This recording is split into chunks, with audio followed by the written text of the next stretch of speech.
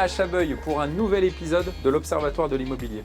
Ensemble, on va décrypter le secteur de la périphérie valentinoise en compagnie de maître François Augusto.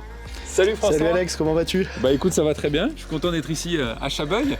Alors je viens de le dire, on va analyser ensemble la périphérie valentinoise. Qu'est-ce que ça signifie en fait? Tu vois, la périphérie valentinoise, c'est tout ce secteur qu'on voit dans la plaine de Valence, qui s'étend de la rocade de Valence qu'on voit au loin, jusqu'ici à Chabeuil où nous nous trouvons presque au pied du Vercors.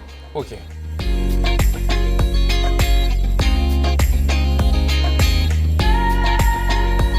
Alors si on rentre un petit peu plus dans l'analyse, du coup comment ça s'est passé cette année sur ce secteur? Pour les maisons dans l'ancien, on a une quasi-stagnation des prix puisqu'on a une hausse de seulement 1,3% de stagnation, ce qui nous fait un prix médian de 276 000 €, donc presque inchangé.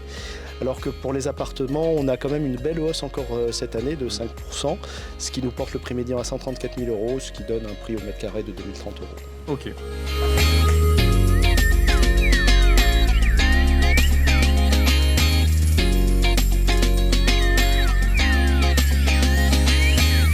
François, c'est quand même un prix qui est quand même assez élevé au mètre carré. Comment on peut resituer du coup cette périphérie valentinoise par rapport au reste de la Drôme? C'est-à-dire que pour ce qui est des maisons, autant on a stagné, autant on est toujours le secteur le plus coté de la Drôme, alors que paradoxalement, le prix des appartements a continué à monter, mais pour la deuxième année consécutive, on passe derrière le secteur de Tain-l'Hermitage qui supplante la périphérie valentinoise. Ok. Alors est-ce qu'on retrouve cette tendance sur l'ensemble de la périphérie valentinoise? Eh bien pas du tout, puisqu'on a un secteur qui est relativement hétérogène, avec des communes en forte hausse alors que d'autres sont en forte baisse. On a Beaumont-les-Valences par exemple que tu peux voir au loin là-bas qui est en hausse de plus de 10% cette année, ce qui est quand même important.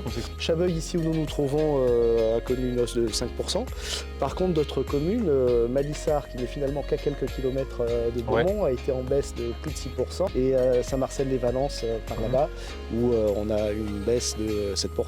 Donc c'est quand même très contrasté. Alors finalement on est dans une zone géographique assez proche. Oui, tout à fait.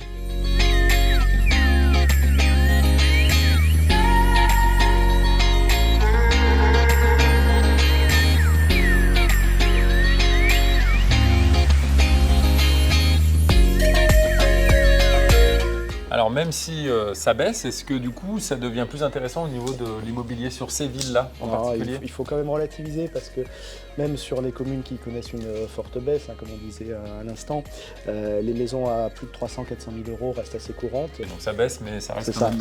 Ça reste, comme on disait tout à l'heure, le secteur le plus coté de la Drôme.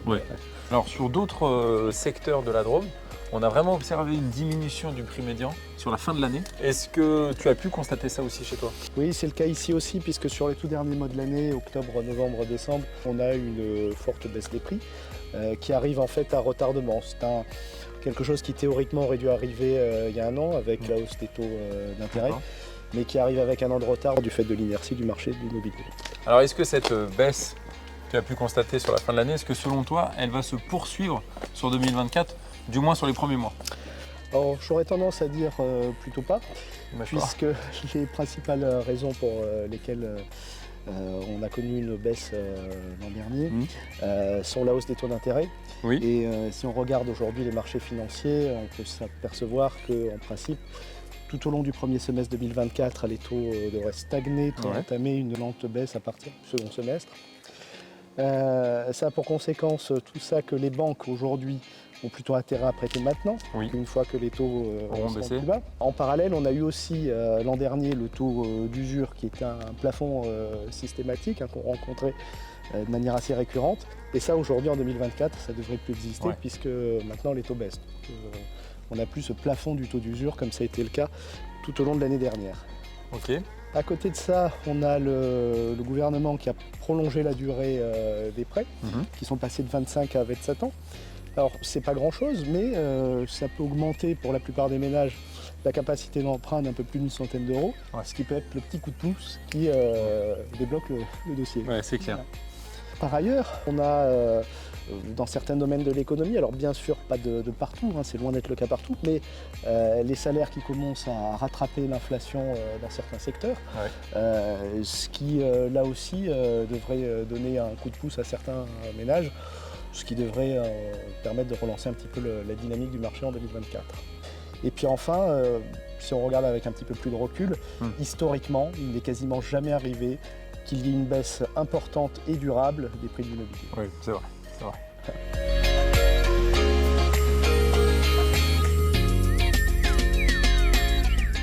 Alors François, est-ce que tu peux nous donner un éclairage global, selon toi, sur l'année 2024 ?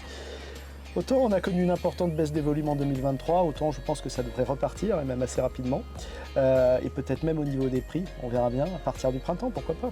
Bon, avec le printemps, peut-être renaîtra l'espoir d'un marché immobilier moins tendu. Comme on dit. Bon, ça serait top. Merci beaucoup François. Merci à toi. On a passé un super moment ensemble et puis tu nous as donné une analyse et puis un éclairage différent, en même temps hyper enrichissant. Donc merci pour ça et puis à très bientôt. À bientôt. Ça marche. Et puis quant à nous, on se retrouve sur le site passezacte.com. À bientôt.